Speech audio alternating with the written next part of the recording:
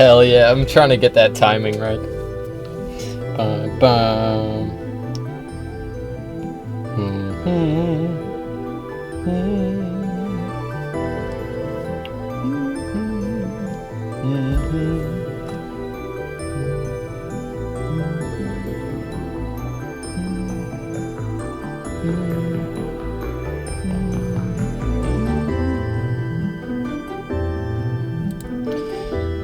Alright.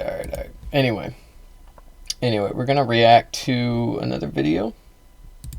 This time, we're looking at an actual Justice Warrior video. That's right, actual Justice Warrior. This one's kind of short, so I'm not gonna speed it up as much. But you know I hate sitting through all this shit, okay? That's why I speed it up. So anyway, let's go. Police commander is under investigation for allegedly making changes to crime statistics in his district. Tonight, the police department confirms Michael Pulliam was placed on paid administrative leave in mid-May, a move that came just a week after Pulliam filed an equal opportunity complaint against an assistant chief.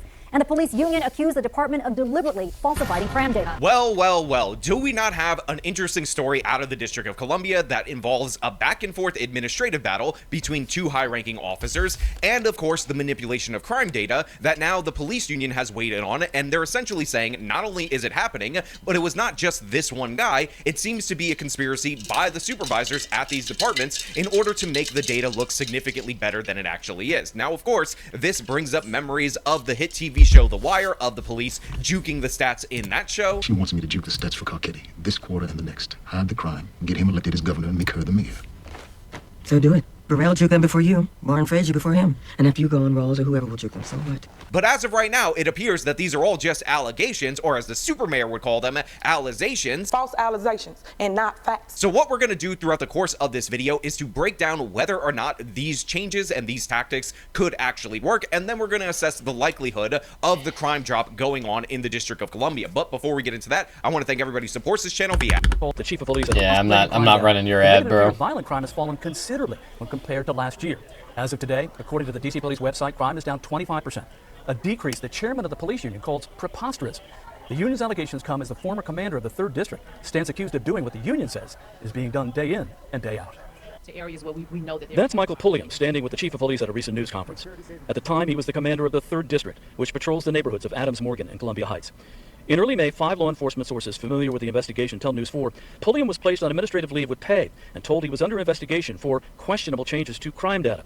A move that came just about a week after he filed an EEOC complaint against Executive Assistant Chief of Police Andre Wright, according to 3 law enforcement sources familiar with the complaint. So one of the things that's absolutely crucial about this story is that essentially the union is making the case that this supervisor was very likely manipulating the crime statistics. However, this supervisor wasn't just doing it on his own in order to make himself look better. This is the new protocol that a lot of officers in the rank and file are observing as they are on the force, and in reality, the only reason this guy is being thrown under the bus is due to the fact that he filed that equal opportunity employment complaint against his supervisor for reasons that will be revealed to us later in this local news segment. And in my opinion, this sounds 100% sensible. Essentially, the police end up doing something to manipulate the data. This is a top-down mandate because obviously it's not sensible for you to risk your job in order to do so. And then if somebody gets out of line in another regard, you can use the fact that you push them into doing this questionable activity as a way to hit them hard back if they ever come after you. Yeah, and look, this is how what he's describing here is literally what happens in every single police department all over the country, okay, to varying degrees. You snitch on me, I snitch on you. That's what happens. If I go down, we all go down. That's how it works. That's why when you're a cop, you take the money. Okay, you do the thing. You do whatever it is that the department is doing. Alright, you don't rock the boat.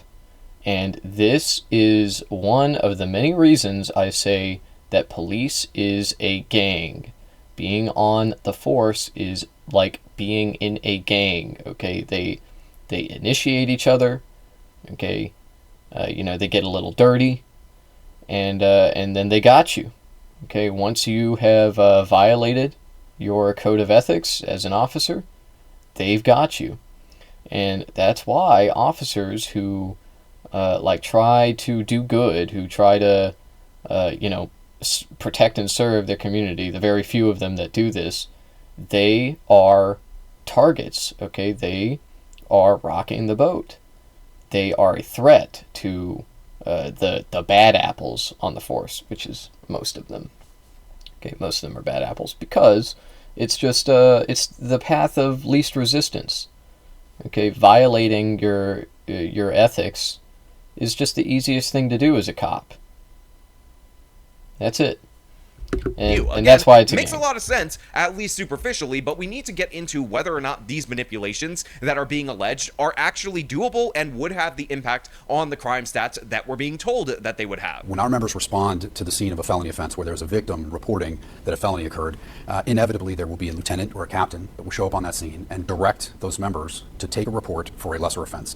So instead of taking a report for a shooting or a stabbing or a carjacking, they will order that officer to take a report for a theft or an injured person to the hospital or a felony assault, which is not the same type of classification. Yeah, and crime statistics are not based off of convictions alone. Okay, we are talking about police reports here. Reported crimes go into crime statistics. It doesn't matter if there's a conviction or even necessarily an arrest associated with that report. Now, what this means is that it is pretty easy to muddy the waters. For example, if you are interested in, let's say you're a cop and you're actually interested in inflating crime numbers, which is often the case, okay, because that's how you get more resources, that's how you get more money for your department. More crimes means more work, more money. But anyway, whether you're trying to inflate them or deflate the numbers, it doesn't matter. It doesn't matter because it's easy either way. Okay, like if you want to inflate the violent crime numbers, you can just, let's say you report an assault, okay, a felony assault. You can easily just turn that into assault with a deadly weapon, and boom, it's a violent crime. Okay, and that's literally what happens. That is literally what they do to inflate these numbers. And violent crimes are still going down. They're still going down. And I personally think that they're inflating them. Obviously, this person is making the argument here like, look, they were lying about the numbers. They were making them look not as bad as they are. And it's like, okay, whatever, man. Whatever. Maybe some people were doing that to protect themselves. I don't know, protect their jobs, their careers. Could be. It could be. People do stuff like that. Sure. Especially cops. But if you're going to try and convince me that this is like systemic, that like departments all over the nation are deflating crime numbers, you're wrong. You're wrong, man. Straight up. I think the opposite. I think that they, if anything, are inflating the numbers. The overwhelming consensus here is that violent crimes have been on the decline since the 70s, despite more and more population growth, slower population growth, but population growth nonetheless. Greg Pemberton says the police department's command staff is focusing on two categories in order to get the numbers to fall. They are armed with a dangerous weapon, an injured person to the hospital. So essentially what we're being told by this police union representative is that when a crime occurs, whether it be a sexual assault, an assault with a weapon, a carjacking, or whatever, that somebody in a supervisory role ends up coming down to the scene of said crime and ordering the officers to take a report for a lesser offense. And he says that this is able to alter the crime data because they have specific categories that they account for, and these lesser crimes are typically not in said category. Now, it's very important for us to not just go based on gut feelings and go based on what we think might be happening, because in reality, these are specific claims about how you can hide crime in the District of Columbia's data, and we need to actually look and examine that data to understand if it's even possible. So what this guy says is that they end up putting a lot of crimes in the injured person category or in the regular ordinary assault category, which are not typically what the DC police are looking for and not what they categorize as their serious violent crimes. So obviously, we have to look at the DC Metro crime data, look at the categories, and decide for ourselves if this is even possible. Now, this data data set will be linked in the description of this video, as the District of Columbia actually updates it daily, so you can actually see a different data set if you watch this tomorrow versus today, depending on what instances are reported. However, when we observe the categories that are present right here, what we ultimately end up discovering is that based on what we were told by the union representative, this is actually entirely plausible. So the categories that they measure in the District of Columbia on this particular... Yeah, crime has gone down, therefore it could be that they were lying. I don't know. It could be. It could be that they were lying.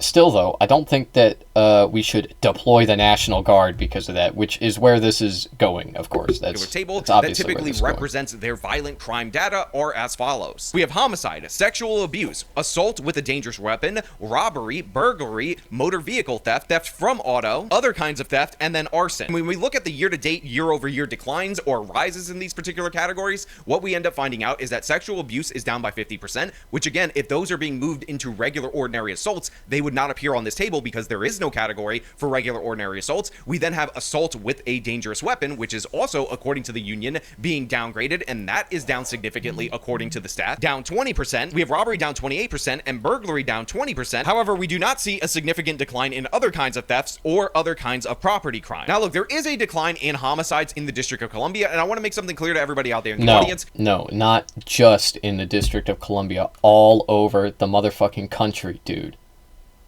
All over the country, crime in general is going down. It has been. Okay. However, even though there was a brief spike during the pandemic, okay, it's still been going down on average.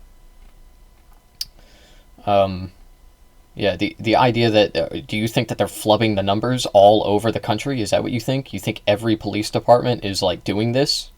Is that where this is going? Typically, those stats. Because I don't know. You're either saying that DC is an outlier, or you're saying that every department is engaging in, like, deflating these numbers. It's like, what? Do you think that crime is just spiking in D.C. and that's it, and they're covering it up? That's, you know, I don't know.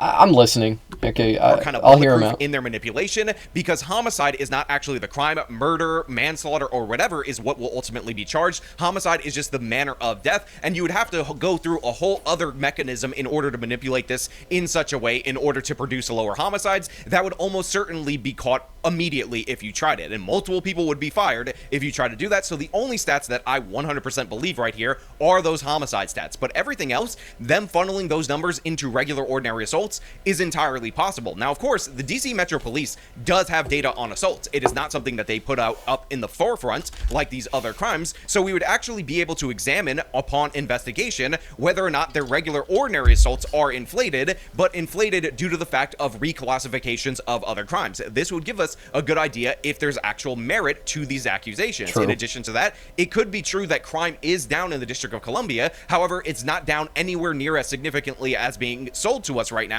due to the fact that they're juking. You're speculating, though. You are speculating. You don't know that, and that is entirely what we're talking about here. And you were saying earlier that, like, you don't know, and now you're like, oh, that's actually what's happening. Like, which is it, man? Are you sure or are you not? He doesn't want to. He doesn't want to say that, like, he's 100% sure about this, because you can't be, because you're fucking speculating about these statistics, okay? But he, you know, will turn around and present it like it is a fact, like this is what's happening.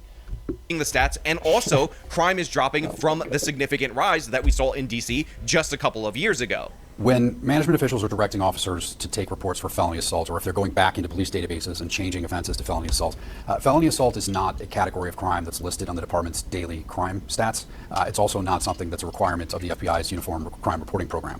So by changing criminal offenses from, for example, ADW bat or ADW gun to felony assault, that would avoid both the MPD and the FBI from reporting that as a Part 1 or a felony offense. Pemberton says the union has been gathering evidence for some time now by looking at reports and talking with officers all over the city. What we've heard through our members and through members of management that are willing to talk with the union is that this is a directive from the command staff, is that they want to make sure that these classifications of these reports are adjusted over time to make sure that the overall crime stats stay down. So the union rep basically tells you exactly what I went out of my way to explain right there. However, he adds in that they also don't report their felony assault numbers to the FBI for the Uniform Crime Report. So essentially, this is the perfect category in order to inflate, and we should be able to see those numbers. And by the way, in addition to that, we also have reports that the police union has been gathering information, gathering data in order to prove their theories about the department to be true. But again, this case, very interesting, and there's a little bit more twists and turns we have yet to examine. As of last Monday, when we spoke with Pemberton, DC crime data shows violent crime was down 28%. Today, the department's website says violent crime is down 25% when compared to the same time last year, and overall crime is down 8%.